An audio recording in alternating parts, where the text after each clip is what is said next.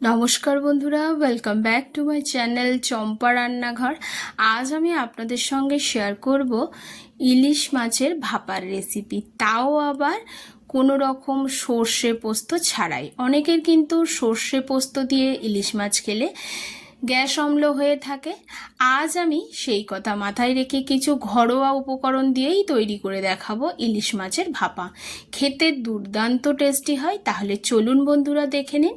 তার জন্য প্রথমে একটা মশলা বানিয়ে নেব। শিলপাটাতে কিছুটা জিরা, কাঁচা লঙ্কা আর গোলমরিচ, এই তিনটে উপকরণ আমি বেটে নেব। দেখুন শিলপাটায় চলে এসেছি। নিয়ে নিয়েছি জিরা, অল্প একটু আমি জিরে নিয়েছি, হাফ চামচেরও কম। নিয়ে নিচ্ছি কিছুটা গোটা গোলমরিচ, 5-6টা, আপনারা যেমন ঝাল খাবেন।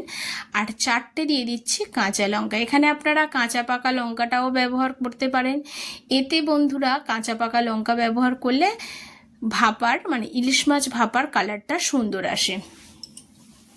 এবারে মশলাটাকে প্রথমে আমি বেটে নিচ্ছি।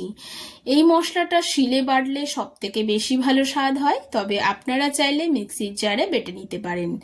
কথা বলতে বলতে মশলাটা একদম মিহি করে বাটা হয়ে গেছে। খুব কম মশলাতেই কিন্তু আমি তৈরি করে দেখাচ্ছি আজকের এই ইলিশ মাছ ভাপার রেসিপি। খেতে কিন্তু ভীষণ ভীষণ টেস্টি হয় বন্ধুরা। অবশ্যই আপনারা বাড়িতে কিন্তু এইভাবে একবার বানিয়ে দেখবেন কেমন খেতে লাগে, তারপরে আমাকে কমেন্ট করে জানাবেন যে কেমন হয়েছিল এই ইলিশ মাছ ভাপার রেসিপিটি। মশলাটা একদমই মিহি করে বাটা হয়ে গেছে। একটা পাত্রে আমি মশলাটাকে তুলে নিচ্ছি। একটু বড় বাটিতে আমি নিয়েছি।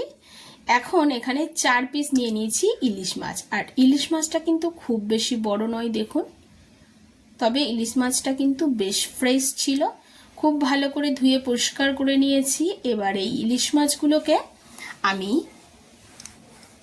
আগে থেকে লবণ হলুদ মাখাবো না, মশলার মধ্যেই আমি যে মশলাটা বেটে এনেছিলাম তার মধ্যে দিয়ে দেবো পরিমাণ মতো লবণ, হলুদ, আর দিয়ে দেবো এর মধ্যে সর্ষের তেল।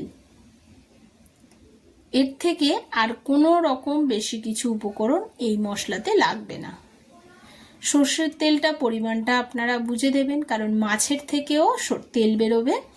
এবার খুব ভালো করে তেলের সঙ্গে মশলাগুলোকে মিশিয়ে নিই।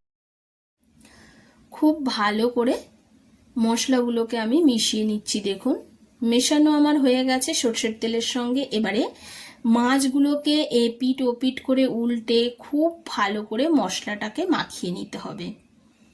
এইভাবে মেখে কিন্তু 10 থেকে 15 মিনিট ম্যারিনেট করে রাখতে হবে। তবে বন্ধুরা আমার হাতে সময় খুবই কম ছিল, তার জন্যে আমি এখানে ম্যারিনেট করে রাখিনি, ডাইরেক্ট রান্নাটা করে নিয়েছি। মশলা দিয়ে মেখে নিয়েই রান্নাটা আমি করে নেব। খুব কম সময়ে কিন্তু এই রান্নাটা হয়ে যায়। মাত্র 15 থেকে 20 মিনিটেই রান্নাটা একেবারে কমপ্লিট হয়ে যায়। এবারে মাছগুলোকে খুব ভালো করে মশলা আমি মাখিয়ে নিয়েছি, আশা করি বুঝতে পারছেন। এবারে নিয়ে নিয়েছি একটা টিফিন বক্স, যার মধ্যে আমি ভাপাবো মাছগুলো। এবার এই টিফিন বক্সের মধ্যে একে একে মাছগুলোকে আমি দিয়ে দেবো। এই মাছ রান্নায় কোনো রকম জলের ব্যবহার হয় না, সম্পূর্ণ তেলেই এই রান্নাটা হয়। কারণ যতটা তেল দেবেন দেখবেন আরও একটু তেল মাছ থেকেও বেরোবে। এবারে আমি সম্পূর্ণ মশলাটাই দিয়ে দিচ্ছি। যেহেতু বাটিতে একটু মশলা লেগে আছে, তার জন্য অল্প একটু আমি জল দিয়ে বাটিটাকে ধুয়ে সেই জলটুকুনি দিয়ে দেবো। অল্প একটু জল, কিন্তু আপনারা চাইলে এর মধ্যে জলটা নাও ব্যবহার করতে। একদম দেখুন বন্ধুরা অল্প একটু জল আমি এখানে ব্যবহার করলাম। এবারে খুব ভালো করে এটাকে মিশিয়ে নিয়ে উপর দিয়ে 3 থেকে 4টে চেরা কাঁচা লঙ্কা দিয়ে দেবো। এতে সুন্দর একটা স্বাদ গন্ধ আসে।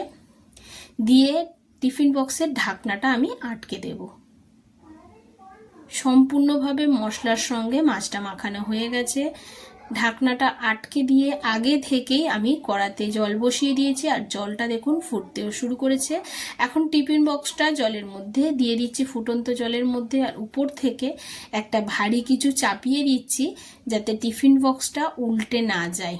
অবশ্যই ভারী কিছু চাপিয়ে দেবেন বা কড়ার চাপা দিয়ে দেবেন। আপনারা যে কোনো কড়াতে এই রান্নাটা করতে পারেন।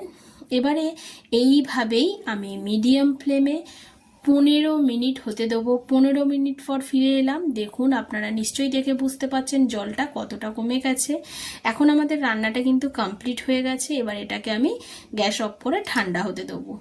টিফিন বক্সটা একটু ঠান্ডাও হয়ে গেছে, তুলে নিচ্ছি। দেখুন বন্ধুরা, কতটা সুন্দর তেল বেরিয়েছে মাছ থেকে। একটা মাছ আমি তুলে আপনাদেরকে দেখিয়েও দেবো কত সুন্দর সফট আর নরম হয়, সুন্দর সুসিদ্ধ হয়, আর সুন্দর একটা গন্ধও বেরোচ্ছে। বন্ধুরা, এইভাবে বাড়িতে একবার ইলিশ মাছটা ভাপা করে দেখবেন, স্বাদে গন্ধে হয় অপূর্ব। এই একটাই রেসিপি দিয়ে আপনারা সমস্ত ভাতটাই খেতে পারবেন। কতটা সুন্দর হয়েছে। আশা করছি আমার আজকের এই ইলিশ মাছ ভাপার রেসিপি আপনাদের পছন্দ হয়েছে। যদি পছন্দ হয়ে থাকে অবশ্যই একটা লাইক করবেন, শেয়ার করবেন আর কমেন্ট করে জানাতে ভুলবেন না।